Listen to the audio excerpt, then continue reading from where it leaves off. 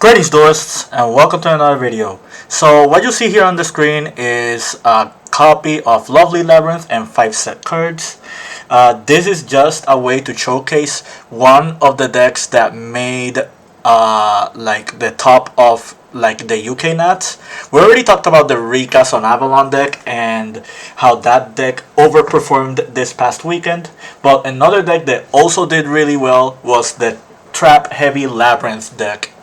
And one of the key players of that deck that made it so they would do so well is this card right here, Simultaneous Equation Cannons. Before I talk about cannons, I kind of want to talk about like Trap Heavy Lab as a concept. This is not new at all. Like Trap Heavy Labrynth has been known in the past. Is one of the first iterations of Labrynth when Tactical Masters came about. However, it was not the most popular. Well, it was the most popular at the very beginning, and then right after Kashtira format, it kind of leaned a little bit more towards the finisher build. And the reason for the finisher build, and the reason that version showed a lot more success and prowess, is because it had more dynamic plays during your opponent's turn if you don't go first. This one is a little bit different. The key playmaker of this card of the deck during your opponent's turn would be Arias. Outside of Arias, there are no real cards that you can use when you're not going first to disrupt your opponent. And it's been a while since we've seen a deck with these many trap cards like do so well in an event in so long. And I think one of the main reasons for that is because of the popularity of cards like Lightning Storm and Feather Duster. Those are two key cards that just make a lot of people be afraid of using these cards. Another reason for these cards not being played as much is because outside of like the Ruma Karma Cannon and like Solemn Strike, there are no real trap cards that can help you break boards if you go second. A lot of people just make really powerful end boards that just pretty much lock you out of the game or secure their next turn if you're not very careful. And that's where the equation cannons comes in. So let me read the equation cannons and then we'll go more in depth.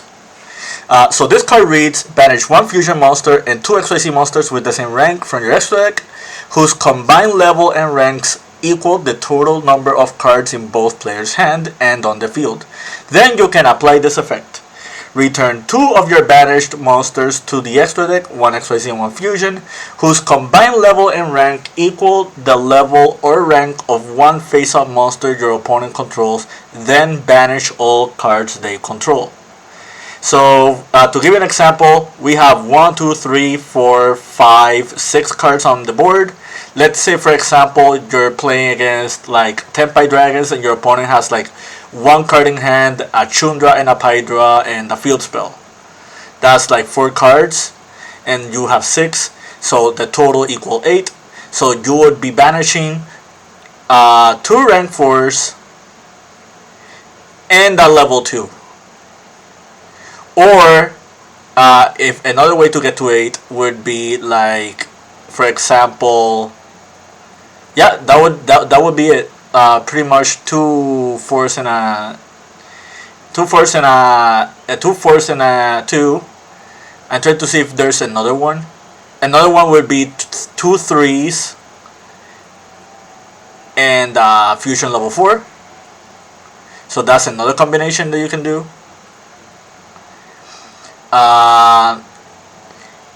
Yep, those are pretty much it. If you are interested, there is a spreadsheet. I will post it in the description. That spreadsheet will show you every combination of numbers that you can equate to equal that amount. But for now, like just for simplicity's sake, imagine your opponent just has like 4 cards on the like in total, like 2 on the 3 on the board and like 1 in hand, something like that. So if you do the math, 6 plus 3 plus 1 would equal 10. So either 2 4s and a 2, or 2 3s and a 4. Now let's say one of these monsters is level 7. So in order to remove a level 7 monster, you would have to return an XYZ and a fusion whose combined level equals that level. That's where if we take this 3 and this 4, that's equals 7. So 3 plus 4 equals 7. And then this would wipe out their entire board. And when I first read this card, I even thought about making a video on this card when I first read it. This is like one of the more complicated cards in the game.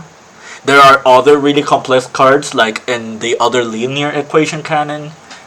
There are like a few other cards that are just very very like hard to master if you don't know like exact maths in order to equate to this card's success. But to our surprise, that card got resolved on stream twice on 2 different feature matches with 2 different players, and one of them made it all the way to top 4. So that goes to show you that if you are smart enough, you can actually like pretty much figure out this deck. And this card is not like as hard to resolve as we look at it from first glance. Another thing that makes this deck like very interesting is the fact that you're playing the runic spells, and the value behind the runic spell, like runic flashing fire, this is here for 2 reasons. Reason number 1, if you go first and your opponent has lightning storm or feather duster, or you're playing against a Tenpai player and they try to black rose dragon you, you can runic flashing fire special like the Hugin. I guess the black rose ruling is not the best ruling because the Hugin would be marked for destruction, but in the case of lightning storm and duster, this does count.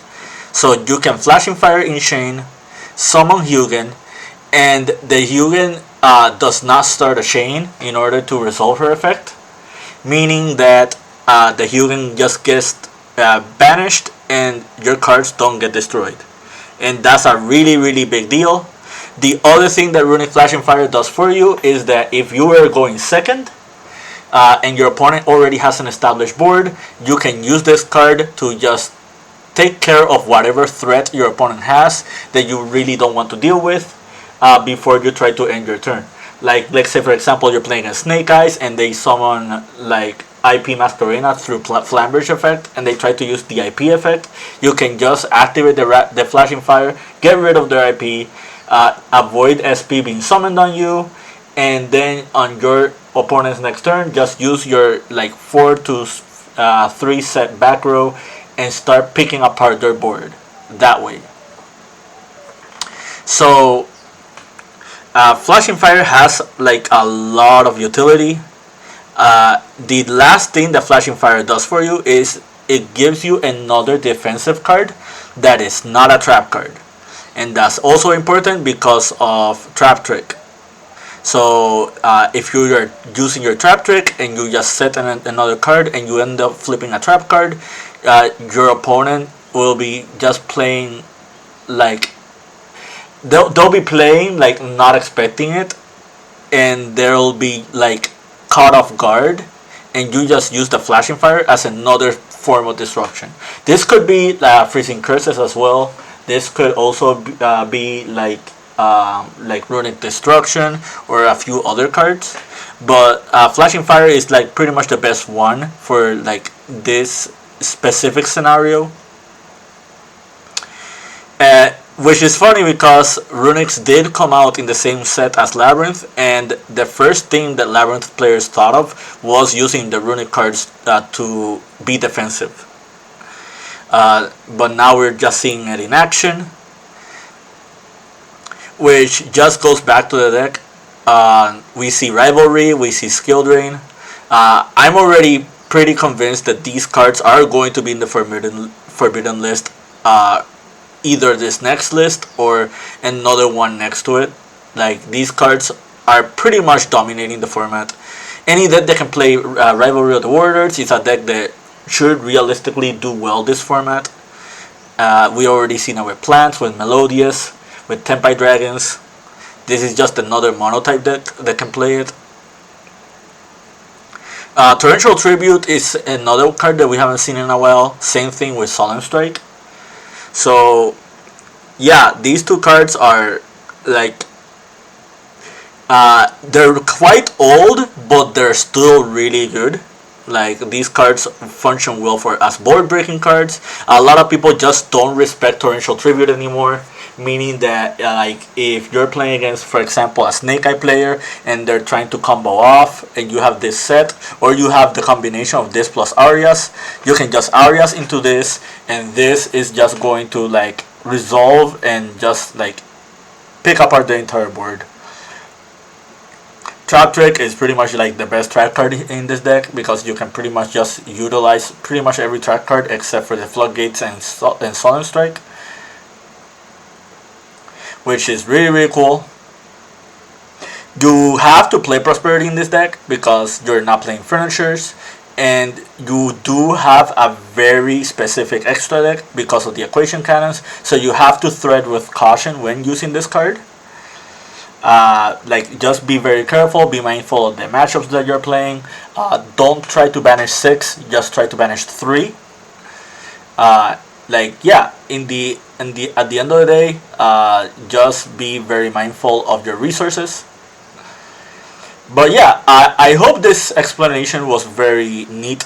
I hope you found this informative to your liking understanding.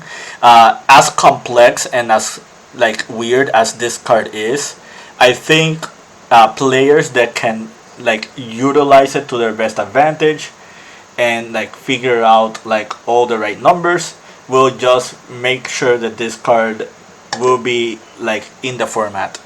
And right now the best that they can play this card is Labrynth. You really don't need your extra deck for Labrynth, so card is just a perfect fit. It's also a trap that just removes monsters off the board, so it does trigger your Labrynth cards. But yeah, I hope you found that informative to your liking understanding. Keep practicing and keep dueling.